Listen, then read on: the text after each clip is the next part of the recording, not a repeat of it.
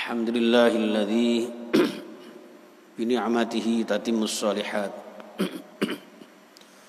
Wassalatu wassalamu ala rasulih Muhammadin sallallahu alaihi wasallam wa ala alihi wa ashabihi wa man tabi'ahum bi ihsanin ila yaumil qiyamah. Wala hawla wala quwwata illa billahil aliyyil azim. Subhanaka la ilma lana illa ma 'allamtana innaka antal alimul hakim. Rabbi shrah li sadri wa yassir li amri wa hlul 'uqdatam min lisani yafqahu qawli. Amin ya rabbal alamin. Amma ba'du. Para alim, para ulama, para kiai, sepuh bini sepuh yang saya muliakan, Bapak Ibu, para tokoh masyarakat dan orang-orang yang kami tuakan, takmir dan pengurus Yayasan Darut Taqwa, seluruh jamaah Masjid Darut Taqwa, jamaah kajian tafsir hadis dimanapun Anda berada, dan juga pemirsa dan kaum muslimin muslimat yang insyaallah dimuliakan Allah Subhanahu wa taala. Pertama-tama bersyukur kehadirat Allah pada pagi hari ini kita masih diberikan kesempatan oleh Allah dalam segala keterbatasan karena virus corona. Mohon maaf ya Bapak Ibu. Jadi kalau masih seperti ini, tadi malam mengisi di Chenghu juga begitu, sampai ada yang minta supaya dibuka begitu ya. Ya tak buka sedikit aja, seret gini, tutup lagi. Ya, makanya sampai saya sering pakai gini. Ini tadi kebetulan belum ditata. Tapi inilah yang dimaksudkan dengan apa yang disampaikan sahabat Ali, ungdur maqala wala tangdur mangqal. Jadi perhatikan aja apa yang disampaikan dan tidak terlalu urgen untuk memperhatikan siapa yang menyampaikan. Untuk itu jamaah sekalian rahimakumullah, mudah-mudahan kita bisa istiqomah ya Pak ya. Karena memang berat sekali. Saya juga mohon maaf, ini mungkin ada juga yang mengkritik masih belum sirna coronanya kok sudah pengajian-pengajian gitu ya. Jadi kenapa tidak online gitu. Jadi banyak yang kajian-kajian online, tapi sesekali offline juga saya kira tidak ada masalah. Yang penting saya pikir sesuai dengan protokol kesehatan. Jadi dimanapun ketika ada yang minta saya pengajian, maka syarat protokol kesehatan harus dipenuhi. Harus dipenuhi. Jadi ya mohon maaf kalau mungkin ada yang kurang setuju, tapi ketika new normal ini diterapkan dan banyak masyarakat kita yang sudah mulai beraktivitas untuk mencari pencaharian,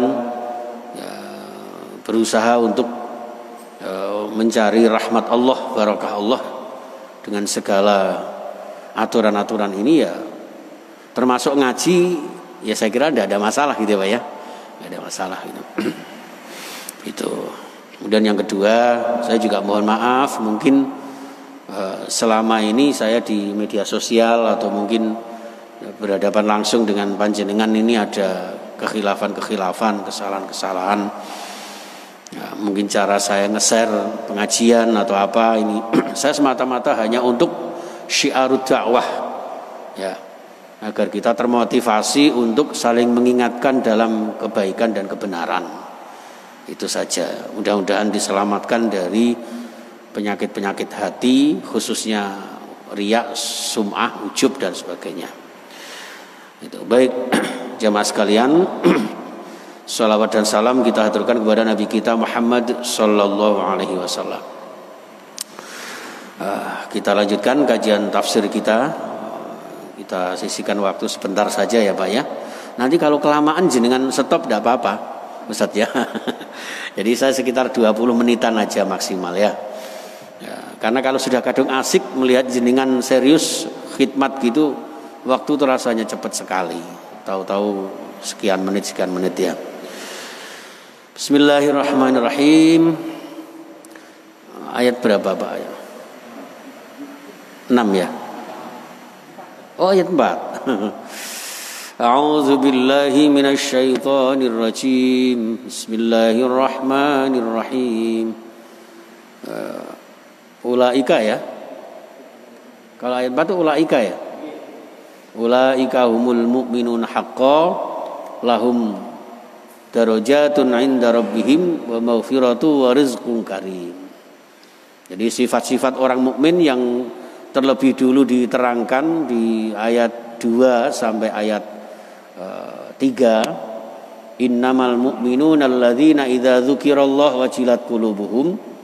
Ciri khas seorang mukmin adalah ketika disebut asma Allah bergetar hatinya. Kemudian wa idza tuliyat alaihim ayatuhu zadatuhum imana. Ketika dibacakan ayat-ayat Allah menambah imannya. Kemudian apa itu? Wa idza tuliyat alaihim zadatuhum imana wa ala rabbihim yatawakkalun, dan bertawakal kepada Tuhan mereka. Maka ulaika humul mu'minun haqqan. Mereka itulah orang-orang yang beriman yang sungguh-sungguh. Lahum darajatun, bagi mereka disediakan, diberikan rewet, ya, diberikan rewet. Apa rewet itu, Pak? Apa Mukhtar ini yang paham nih? Jadi yang beli spring bed dapat rewet umroh seperti itu. Jadi mendapat apa ya? Apresiasi, darajatun inda rabbihim. Mendapat tingkatan-tingkatan kemuliaan dari Allah Subhanahu wa taala. Wa maghfiratun, dan juga mendapat ampunan Allah. Wa rizqun karim, dan juga rezeki yang mulia. Karim itu maknanya 2. Ada maknanya karim itu mulia, ada maknanya karim itu yang apa ya? Murah. Jadi diberikan rezeki yang melimpah. Dan rezeki yang mulia itu bukan sekedar ukurannya materi, jemaah sekalian. Jadi rezeki yang mulia itu di sini adalah rezeki yang menyangkut kula jenengan bisa istiqomah di dalam iman. Ya. Kula jenengan bisa rawuh di Masjid Darut Taqwa, bisa mengikuti kajian ini termasuk rezeki yang tidak terhingga nilainya. Ya. Bukan hanya materi. Justru materi itu belum tentu menjadi rezeki. Kenapa? Karena bisa menjadi fitnah. Innama amwalukum wa auladukum fitnah. Jadi harta benda kita, anak-anak kita, keluarga kita itu belum tentu menjadi rezeki. Ya, kadang-kadang membuat kita malah jauh dari Allah. Menjadi fitnah, menjadi ujian buat kita. Maka fahdharuhum, hati-hati kepada mereka. Di dalam hal ini yang namanya rizqun karim adalah rizki di mana bukan sekedar materi. Tadi kan membicarakan di awal, Pak, yas'alunaka anil anfal. Awalnya kan di situ. Mereka berebut tentang harta jarahan. Anggapannya para sahabat itu harta ghanimah, harta jarahan itu, harta rampasan perang itu termasuk rizki yang luar biasa, sehingga mereka perebutkan. Ya, mereka perebutkan. Ternyata orang yang beriman itu yang mendapatkan rezeki yang mulia adalah ketika sudah mampu membaca, mengkaji ayat Allah dan menambah imannya. Ketika sudah menambah dirinya, semakin terketuk hatinya untuk berupaya mendekatkan diri kepada Allah Subhanahu wa taala. Dan senantiasa bersandar, wa ala rabbihim yatawakkalun itu. Wa 'alallahi falyatawakkalil mu'minun. Kan begitu. Jadi gandengannya di situ. Itulah rezeki yang tidak terhingga, enggak bisa diukur dengan apapun. Panjenengan diberikan kesehatan itu Masya Allah. Apalagi sekarang ini sehat itu mahal harganya. Makanya sekarang ini kalau panjenengan tidak masjid, kalau mau melaksanakan sholat berjamaah, ya katanya anak saya ini, Faiz ini, sekarang ini syarat wajibnya sholat tambah satu lagi ya Pak. Apa? Harus pakai masker. Ya, jadi walaupun ini secara sepintas apa ya, mungkin sesuatu yang remeh, tapi ini rezeki dari Allah Subhanahu wa taala. Makanya kalau jenengan ketika sudah tekun beribadah, rajin berjamaah, qiyamul lail, tahajud gak pernah ditinggalkan. Ini tidak kemudian kita merasa bahwa ini ibadah saya banyak dan sebagainya. Semuanya ini karena pertolongan Allah. Makanya Rasulullah sendiri yang notabene adalah manusia yang paling mulia, jamaah sekalian, itu beliau selalu berdoa begini. Allahumma a'inni, ya kan? Ala dzikrika wa syukrika wa husni ibadatik.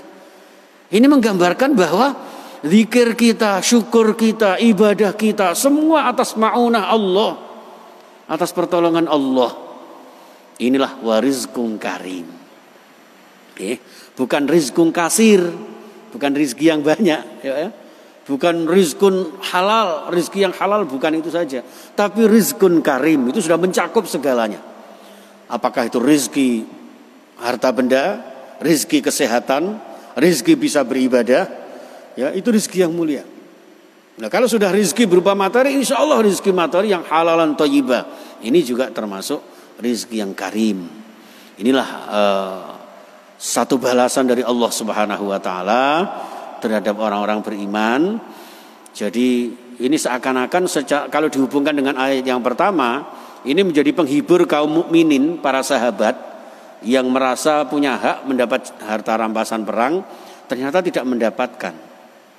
Apalah artinya itu bagi kaum mukmin? Karena kaum mukmin yang disebut rizki yang mulia itu adalah ketika sudah bergetar hatinya ketika disebut asma Allah dan seterusnya itu tadi. Maka dalam hal ini jamaah sekalian, di tengah-tengah masyarakat modern, globalisasi, zaman milenial, yang kadang-kadang harta benda itu diperebutkan sedemikian rupa.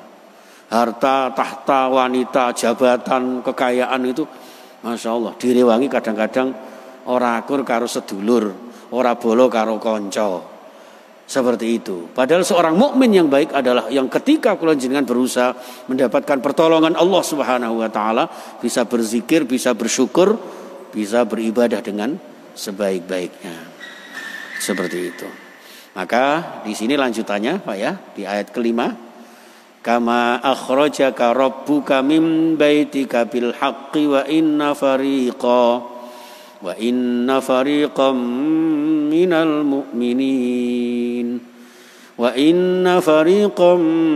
mu'minina lakarihun. Ya. Jadi ayat ini menggambarkan menyindir kaum mukmin, orang-orang beriman yang ketika disuruh berperang mereka itu ogah-ogahan, Pak. Ya. Mereka berat ketika disuruh berjihad, tapi ketika sudah mendapatkan kemenangan, mereka berebut untuk sok berjasa. Kemudian karpe akeh-akehan mendapat harta bagiannya. Itu seperti kama akhrajaka rabbuka. Kama akhrajaka kaya dene ngetokne ing sira sapa rabbuka pangeran sira. Sebagaimana Allah menyuruh engkau Muhammad untuk keluar rumah. Untuk apa? Untuk berperang, untuk berjihad. Ya, mim baitika dari rumahmu bil haqqi dengan perintah yang benar. Apa itu? Perintah untuk berjihad.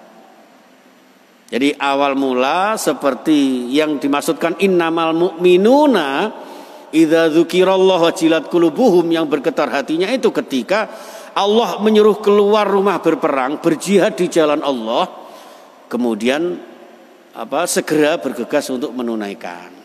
Itu seperti itu. Tapi ternyata di sini wa inna fariqam minal mu'minina lakarihun. Ternyata di antara sebagian orang-orang beriman itu lakarihun, ternyata banyak yang tidak suka. Nah, sapa sing gelem perang, Pak? Gitu. Karepe ya enak tok kan ngoten. Jadi ketika dalam perjuangan itu nggih ngapunten, banyak orang yang innaha ulai la ilaha ulai wa la ilaha ula. Itu karakternya orang munafik kan seperti itu, Pak. Jadi karepe ngoten napa nggih? Bimbang, ya. Bimbang, saya ini ikut sana ikut sini begitu. Makanya ketika pada masa perang Nabi Daud, ya, Tolut dan Jalut itu ya, Pak ya. Itu kan diuji oleh Allah itu. Ya. Ayo sekarang dia siapa? Di tengah siang terik yang hausnya luar biasa itu, mereka dilarang untuk minum pakai cibuk kan? Illa ghurfatam biyadi, kecuali hanya sak caukan dengan tangan. Oleh sak piro. Itu ujian keimanan sebetulnya. Maka tinggal sedikit yang ikut berperang. Begitupun perang Badar, yas'alunaka anil anfal ini kan awal mula dari cerita tentang perang Badar, Pak. Padahal mereka tidak tahu bahwa di tengah-tengah kebencian mereka itu ternyata ada kemenangan yang disediakan oleh Allah Subhanahu wa taala.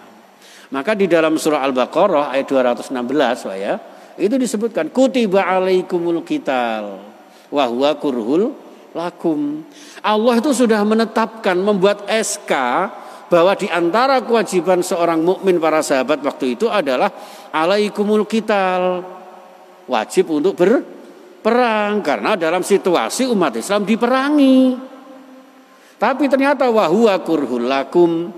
Allah sadar betul bahwa memang peperangan itu sangat tidak diinginkan, tidak disukai oleh kalian wahai orang-orang beriman.